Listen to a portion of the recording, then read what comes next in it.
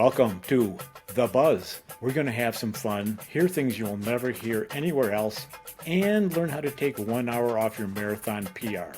That may be an exaggeration, but I am Buzz Burrell, and we're going to have real conversations with the people who help define this amazing sport of running, which often feels like more than just a sport.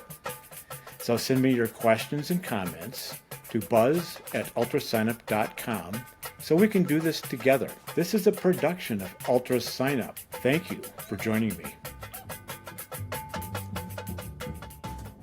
Hey trail friends, we want to hear from you. Ultra Sign Up is running a quick listener survey to help us keep making podcasts that you love. It only takes a few minutes, and your feedback really helps us shape what's next. You'll find the link in the show notes. Thanks for being part of our trail running community. This episode is brought to you by Arc'teryx. Based in British Columbia, Canada, Arc'teryx has been making outstanding technical outerwear for 35 years, and now they are making outstanding trail running shoes. The Norvan LD4 is the fourth iteration of their popular long-distance shoe. The outsole is Vibram Mega Grip Light Base with 4mm deep lugs, a 6mm heel-to-toe drop, and a total weight of only 10 ounces. There are 3 colorways for men and 5 for women, so these shoes will not only work great in a wide range of conditions, but you're going to look good doing it, which, don't deny it, is important. You can purchase the Norvan LD4 online at arc'teryx.com or at Arc'teryx's own stores. Thank you, Arc'teryx, and to all of you listening for your support of this podcast.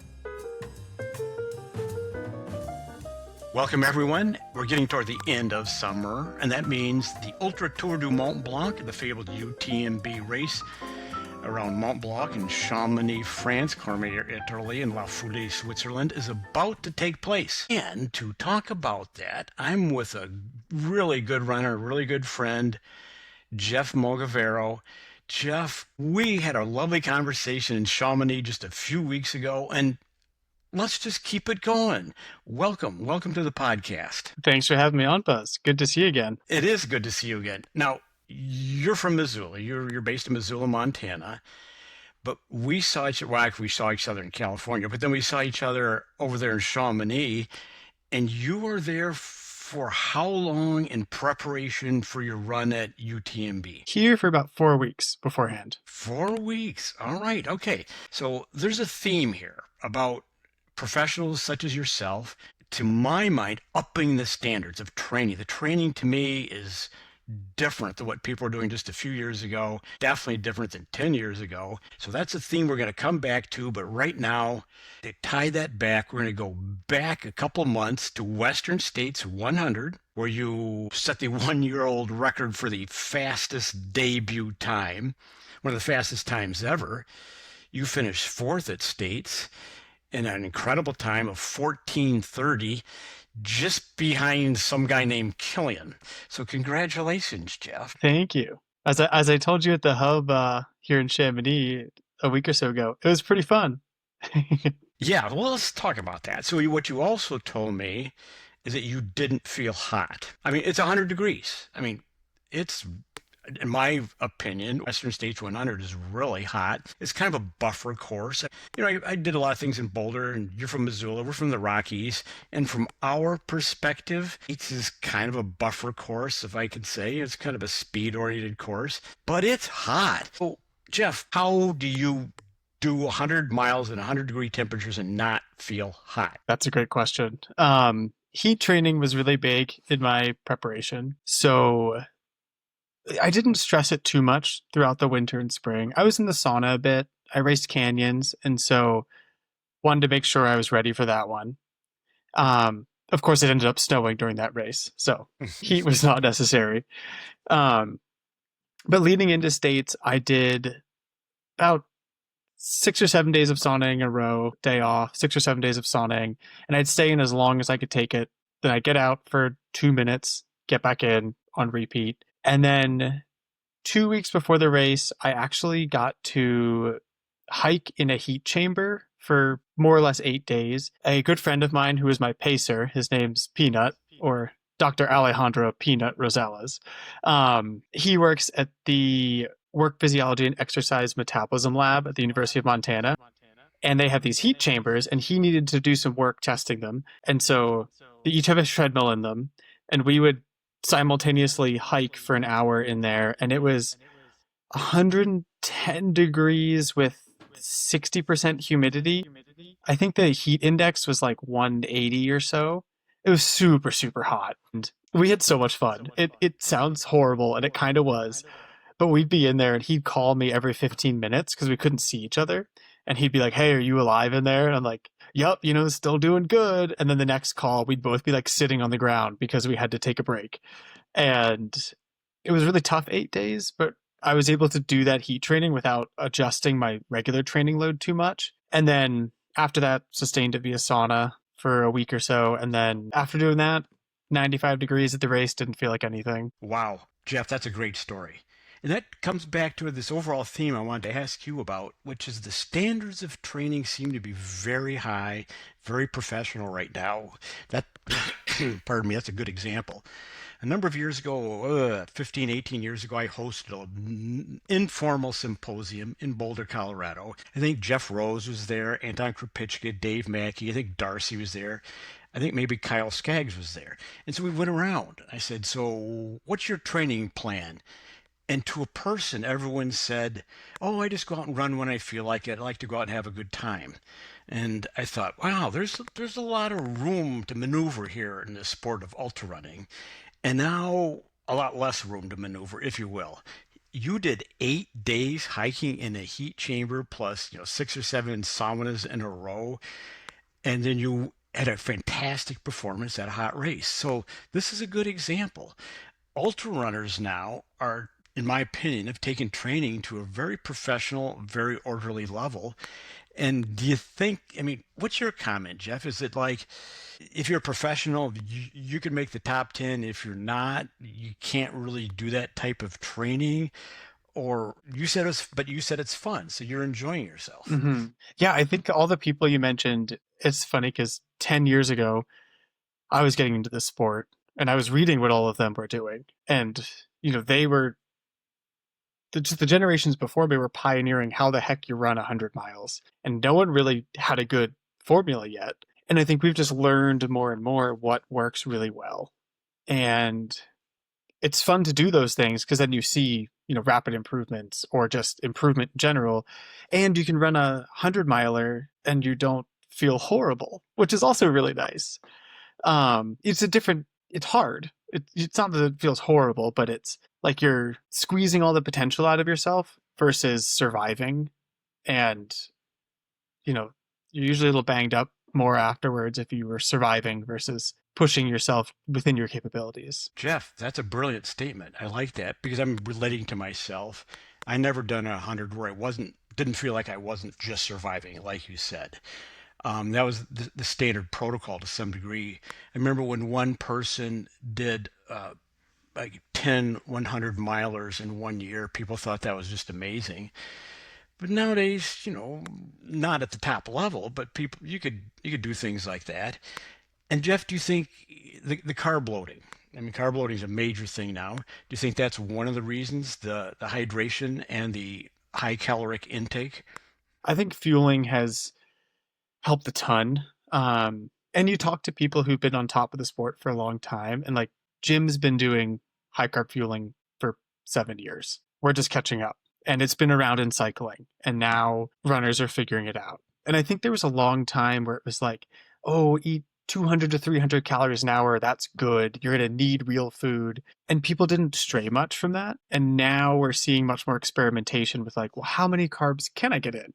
When do I feel sick? Don't take that much, take less. And, we've kind of removed that upper cap that used to be there, it feels like. Good point. Very good point. Recently, David Roach, who's in Western States 100, he did, I appreciate his comment, he did the Western States 100K because he dropped at Forest Hill. But I think he's become very well known for pushing the high carb intake. And he's been very free to acknowledge that this is coming from World Pro Tour cycling because they've got a lot of money. They got trainers. They're going to training camps. They're doing continuous glucose monitoring and so forth. And they've said, as you just did, there isn't really an upper limit. That was someone just made that up. It's whatever you can take, basically. So that's a really good point. And you also mentioned Jim. Jim told me this, when was it? About a year ago. Like when he did his rim to rim to rim, still holds the FKT in the Grand Canyon. He was pounding the calories, but he wasn't really talking about it. He wasn't promoting it, but he was totally doing it ahead of the ultra running game, if you will. Yeah, I think people have been doing it for a long time, and now more people are doing it, and people are pushing the limits of what they were doing before. So in my training for states, I had some 4 and 5 hour runs where I was doing 150 grams of carbs an hour. So that's what, 600 calories an hour, which is a lot. That's a I was lot. brushing my teeth a lot. And I didn't plan to race with that much, but I knew I was comfortable with that much. And then it's like, what percentage of that can I race with? Nice. Nice. Well, again, congratulations. You're a smart man and you're moving the training standards forward and the whole sport's moving forward. People who want to be on the podium now have to apply these technical training methodologies. And before you could just maybe tough it out. Segueing to UTMB, Jim did that also. I'm trying to think. I mean, people used to go to the Alps. I go to the Alps, but Jim, I think, is the first person who kind of moved there to focus on Ultra Tour du Mont Blanc, because, pardon me, the American men have until fairly recently, a terrible record. we just sort of have to say it. While the American woman has been killing it, They've been paving the way for us. Yeah, Chrissy was the first person to win it. Chrissy Mel. The males, not so much. And of course, Jim now still has the course record, and he famously moved there.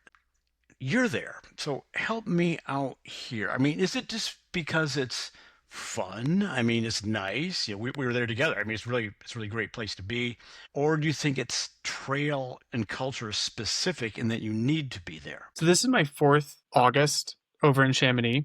I've been really fortunate to be able to come over here for a month before the race all the last couple of years. And initially I came over because I just knew that running was different. You've got such long climbs. They're not at altitude.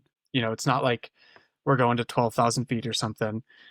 And it's so runnable, but yet you have poles. And it's interesting because in Missoula, where I'm from, the trails are much narrower. And so using poles is a lot harder. And you've got all this tall grass. And so it's a very different motion than when you're out here with wider trails that are unobstructed. And so I found that, to be quite different from back home. But really, I just wanted to come out and see the course, get to know it, get to know the culture a little bit, because European trail running is different than US trail running. And I wanted to be not totally, in the deep end with things.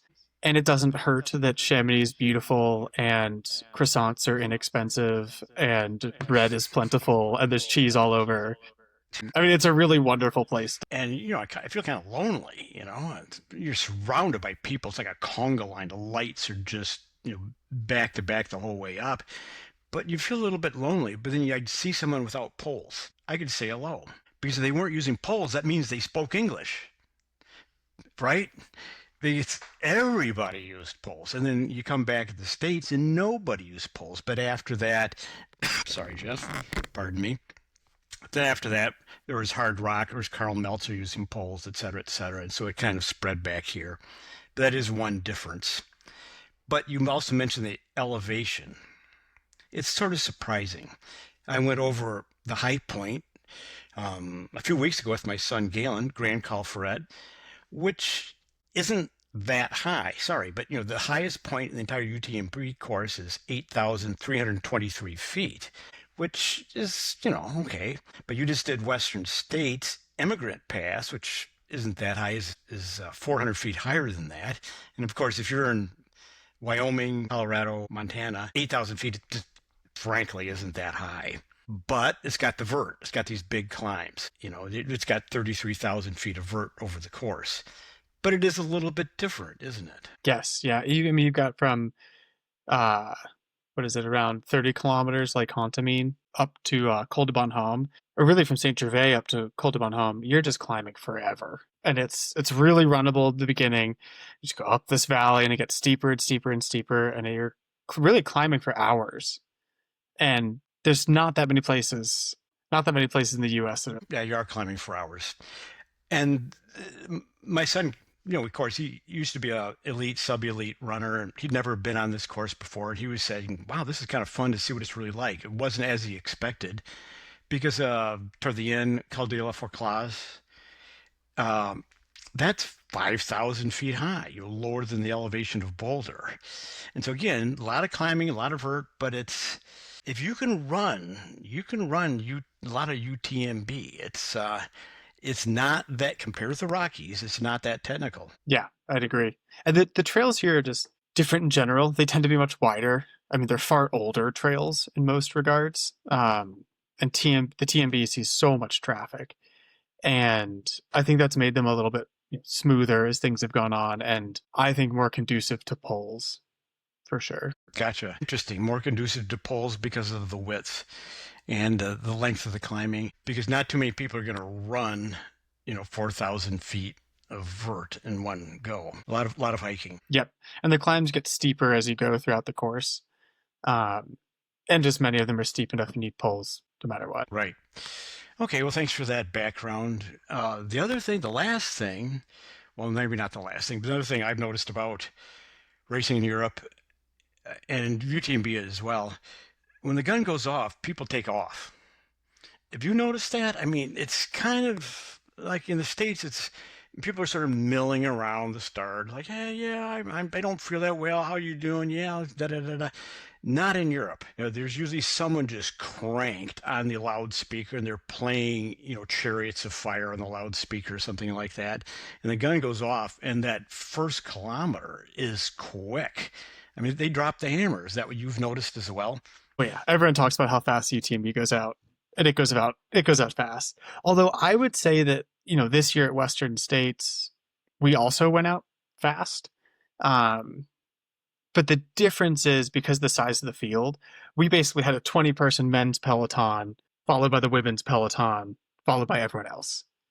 And at UTMB, everyone starts at once. So everyone just follows all the people going out at 6 minute per mile pace that is sustainable for the top guys, and it is not for anyone else. And it's rare you have that many people. You're funneled in. It's so electric. You just get siphoned off, running out way too fast. Just going to mention that because, if you're up in the front group, you're either really good or you may have started too fast. Excellent. And then, of course, we have to mention the crowds. I mean, States is a fantastic race. It's a premier race. It's the race that put 100-mile trail racing on the map. It actually is not the first, although sometimes people think that's the case, but definitely put 100-mile trail racing on the map. And due to their excellent progressive policies and board of directors, it's still a fantastic world-class event. And, people get up there way before dawn and greet you at the top of Immigrant Pass at dawn when you come over in that first big climb, big cheering section. And compared with UTMB, it's actually relaxed. I've always, having done UTMB a few times and some other European races, and then many, many races in the US, I've noticed this really interesting contrast between the cultures of the sport in both continents. In the US, because I think permitting and access to places on course is much harder, all the culture of the race is at aid stations. We've got people dressed up in fun outfits. They always have themes. That's where all the spectators are. As you know, I race direct running up for air, Mount Sentinel in Missoula. And, at the summit of our aid station, they're playing music the whole time. They're in pickle suits. Like, they're having a great time. Contrasted to European trail races, the aid stations feel much more sanitized. It's kind of like, here's your Coca-Cola. Where, volunteers are great and helpful, but they're not like dressed up and trying to like throw glitter on you. And, but, you go through some sections of the course where there are thousands of people lining the trail. It feels like the Tour de France, and it is the most energy I've ever felt anywhere in the world. And it is just chaos, and people love it. And to me, that's like a big difference between US trail running and European trail running, is where we experience that culture while we're racing. That was very insightful. Never thought about that. In the United States, it's at the aid stations where people are lighting it up and people are cheering you on. And of course, as you mentioned, due to the permitting, the public land issues, and the lack of a mountain culture in the United States, the participation numbers are actually very, very low. I mean, the Hard Rock, it's 165. That's a turkey trot. And States, a world-renowned race also, 365. That's very, very small. And then, like you say, the circus, as I like to call it. When I first went into Saint Gervais, I forgot when that was, like 14 years ago or something. Like you said, it was Le Tour, it was the Tour de France. That's the first thing you think about. Because coming into the aid station, they had barricades on either side of the course to keep the spectators back for a few hundred meters coming in or a few hundred meters going out, and people are just leaning over the barricades yelling, and it's like, wow, I'm feeling like I'm really got it together here or something. The feeling is short-lived. Yeah. I mean, I remember my first I raced Sears Null a couple of years ago, and I remember running along the trail, and it's a short race, you're running hard, and I start hearing chainsaws, and I'm like, oh, that's funny, there's like a logging operation happening up here. That's where my American brain goes. And then I come around a corner, and it's at Hotel Weisshorn, which is I think it's the high point of the course. And it's just mobs of people in the trail with chainsaws without the blade on, just like ripping chainsaws. I'm like, oh my God. Like I mean, it's just, you can't feel your body. You like go numb. It's so loud. You can't think.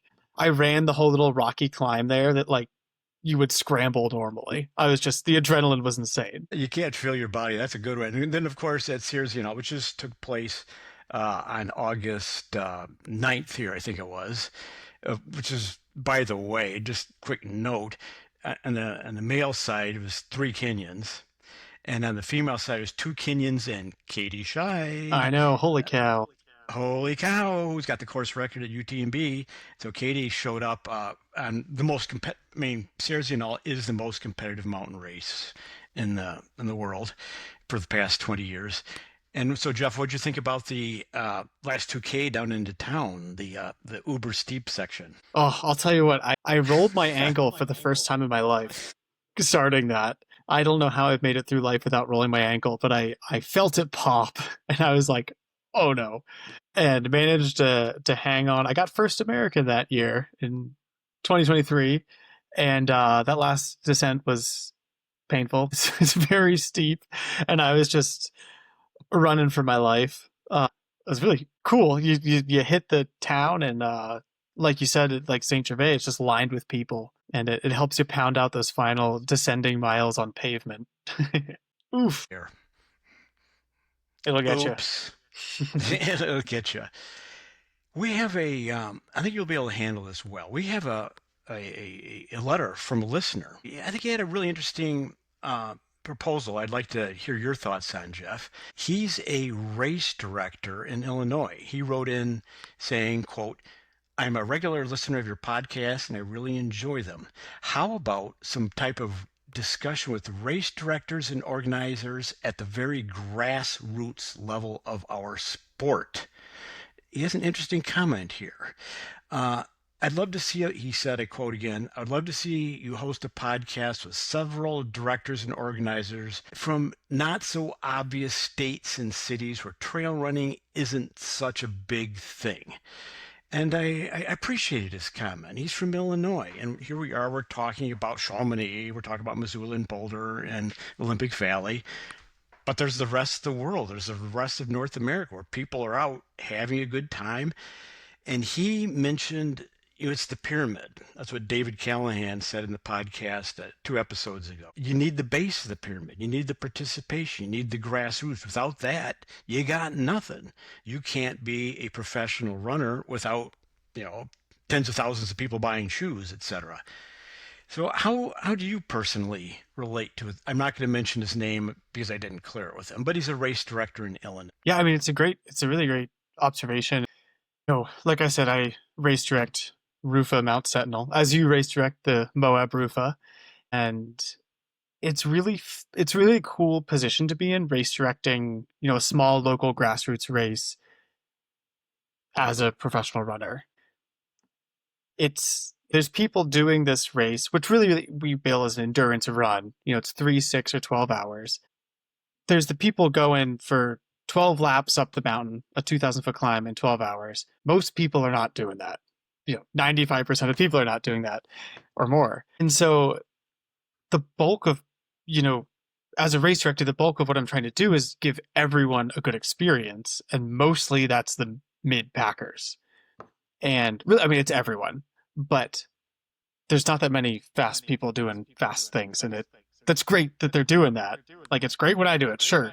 But the point of the race is for everyone to have a good time and to be places where community can come together. And that's ultimately what made me start Rufa 6 years ago, was that there were no races in Missoula between November and April. And so the majority of the year, nothing's happening on the trail world. And there is a huge community there. But is there if they're not doing anything? And so it was a great way to get people out in February. And, a lot of people are skiing, or they're just not running. And it kind of gave people this thing to do in the middle of winter. And that's for everyone, not just the fast people. And that's the beauty of these small local races. They keep everyone involved all year long. Right. Nice. I like it. So that's why you started it. Well, I'm going to call it out here with the website, up4airseries.org. That's when we say RUFA, that means Run Up for Air. Jared Campbell started this. Now there's, I think, 8 of them. Unfortunately, they're mostly in the Mountain West. There should be some in the East. I'm sure there's a hill. I'm sure there's a hill in Illinois we can go up and down. Doesn't have to be big. Doesn't have to be that big. And Doug Mayer wants to start one in Chamonix, by the way. He's cool. Keen on it. That'd be very cool. It's a perfect fit. So up4airseries.org. Enter one near you this coming February or April. And like you said, Jeff, it's about participation. It's about community.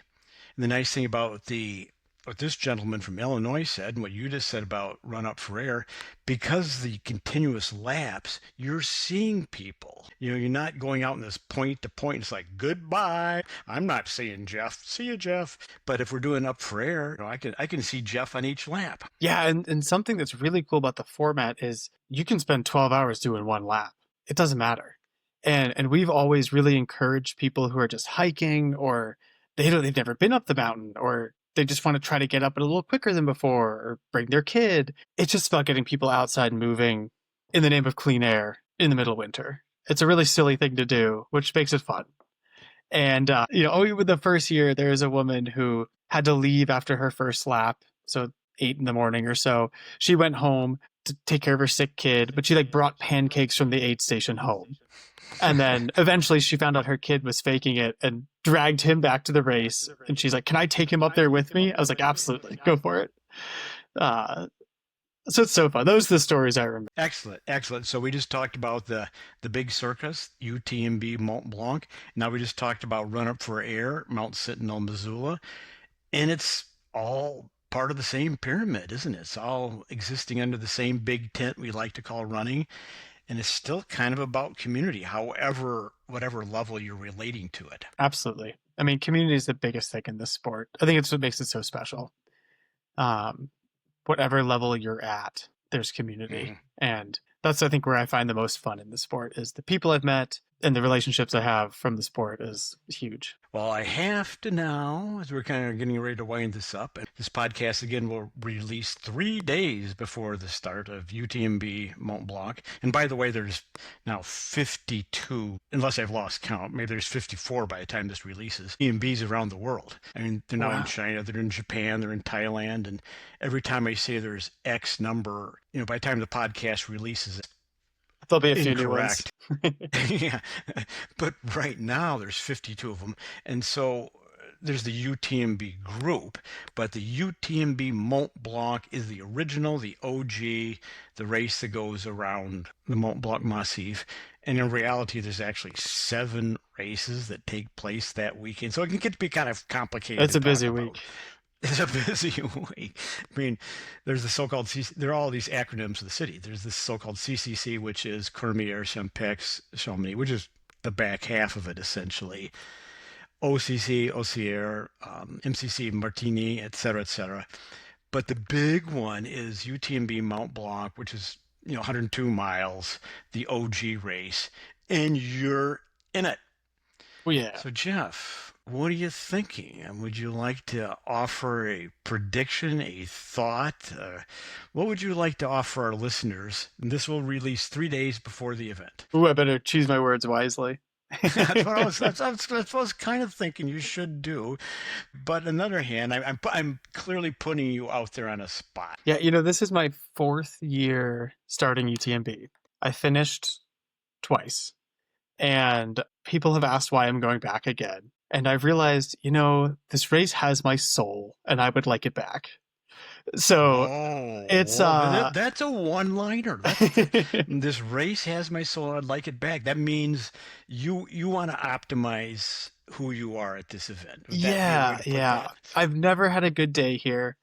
My first race was all right. The second one I dropped out. Last year I survived and walked in the last 30 miles to finish in 25 hours, I think. I needed my hard rock qualifier. And if I can, I'm going to do everything I can to finish a race unless I'm going to get injured. So it was rough walking in last year, but I did it. Was that stomach? Was that heat? Or was that legs? Yes. I've had a lot of hydration issues over the last couple of years the last decade, that I did not realize were happening. I was sweat tested back in October, almost a year ago, and I found out I'm a super salty sweater. And I've essentially had to quadruple my salt intake from what I used to be doing. And since doing that, fueling has gone vastly better. And I mean, I wouldn't have had a hope at Western States had I not known this information. And figuring that out has just helped so much.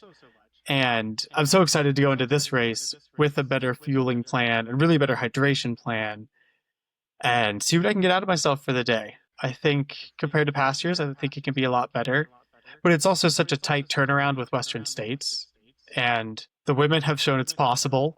The men have shown they're bad at it. And so I'm going to try to follow the women's lead on this one. And since Western States, I've really had to listen to my body and adjust training as needed, because just recovery is different after a very runnable 100, ramping up for a very vert heavy, hiking, more climbing heavy 100. I feel like my body's kind of like, oh, what are we doing? And I've had to coax it into UTMB shape and just really listen to the feedback I'm getting from my body and work with my coach on that. And so, I'm super excited to race and try to execute a good race. And what will happen, you never know. I think more and more I learn, you've got to race your competitors, but ultimately you have to have the best race on the day with how your body's acting, how the race is playing out. You really do have to run your own race, even though it's tempting to follow splits or this or that. Splits kind of help me plan, and then I throw them out the window. And I got to do what's best for me. Right. In a way, it's a time trial up to a certain point. Yeah. And I think of it like, every race you could argue is a time trial, except there's other people in it. And so to me, I use them to help me get the most out of myself. And beating someone, sure, that's fun, but really I'm using that person to eke a little bit more out of myself, pull myself further and do something I didn't think I could do. Great. Well put. And so a little technical detail here. You did sweat testing. Was that with Precision Hydration? Believe it or not, this was at my friend Peanut's physiology lab. Wow. Although Precision is my nutrition sponsor, and prior to this call, I was on the phone for over an hour just deep diving into the plan for UTMB. So they've been awesome, helping me really fine tune things and work through it on a micro level. Wow, that's really nice. You got personal attention from the chemists there. I did the sweat testing, and I had the same result as you did. Did you? I had, Precision was, we had them as a sponsor in my previous podcast, the fastest known podcast. And so they comped me a sweat test, and it came up really high. I didn't guess that at all. So I'm supposed to up my sodium intake as well. It has been life-changing in many ways. Hmm. I never had a good race over 50K, essentially, for a decade. A race where I was like, oh yeah, that was to my potential. And now that I can actually drink enough and be properly hydrated, I feel like I'm starting to race to my potential much more, which is really exciting and makes training more pleasant and everything else. But yeah, I was 1,800 milligrams of sodium per liter. So quite up there. 2,000s kind of as the upper limit. And yeah, I take in a lot more salt now. Jeff. Well, going back to our original theme, the standards of training have changed dramatically, and they've gotten a lot better. The methodology has improved dramatically, and you're riding that wave. This is a good example. We're hearing specific examples from the top of the ultra running world, you, about how it's working for you, and we're all kind of learning like, well, if I wanted to go pro on this, this is what it looks like. But we're also hearing from you, yeah, if your kid is, sick at home, you can take pancakes back from the aid station, but then turns out the kid's faking it. You're going to bring him back and go up Mount Sentinel with him. Both things can exist. Both things can exist under the same big tent. Well, Jeff, thank you for your insights. You betcha. Good luck at the big circus. Looks like you're totally ready. You got a big smile on your face. That's always a good sign. Thanks. Yeah, having fun over here and just eating a lot of croissants and cheese and bread. Found a new bakery. I'm a happy guy. New bake. You found a new. Chamonix got no shortage of bakeries. Oh yeah, there's a new good one near the good coffee spot. That's worth a trip. Okay, next time you'll have to clue me in. Thanks much, Jeff. You betcha. Thanks for having me, Buzz. Thank you for joining me. I feel like I'm with all my friends. This is Buzz Burrell, and I'll be back 2 weeks from today, delivering more thoughts you've probably never heard before. This podcast is a production of Ultra Sign Up and releases every other Tuesday, alternating with The Trailhead with Zoe Rome and Brendan Leonard. If you've enjoyed this, please subscribe and click that button that says 5 stars, because that helps other people find this.